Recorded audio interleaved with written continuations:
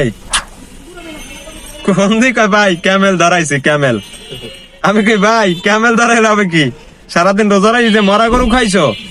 একটা বিড়ি খাওয়া একটা মরা গরু খাওয়া সমান কথা।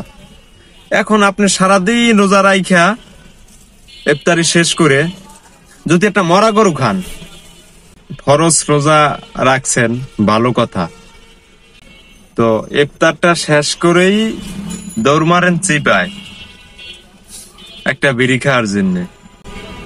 আমি এইসব লোকদের উদ্দেশ্যে কথা বলি আজকে, ঠিক আছে? রোজা রাখছেন ভালো কথা, রোজা কিন্তু ফরজ রোজা রাখছেন। একটা বিড়ি খাওয়া একটা মরা গরু খাওয়া সমান কথা। এখন আপনি সারাদিন রোজা রাইখা ইফতারি শেষ করে যদি একটা মরা গরু খান, বিষয়টা দুঃখজনক না?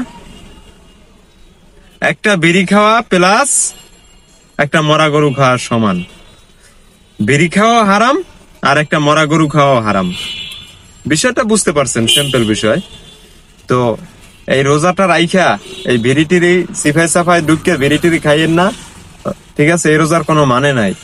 রমজান মাসে বিড়ি মিড়ি ছাড়ান ভাই, বিড়িটিরি ছাড়েন, বিড়িটিরি খাইয়েন না, এতে ইবাদত কবুল হবে না। বুঝছেন নি আপনারা? বুঝাইতে পারছি? আমার পিছে এক ভাই আছে, কোন রকমের ইফতারিটা একটু শেষ করলে হইছে, হ্যাঁ, বান্দারে আর পাই না। কই? হ্যাঁ, সিপাই। কোন সিপাই?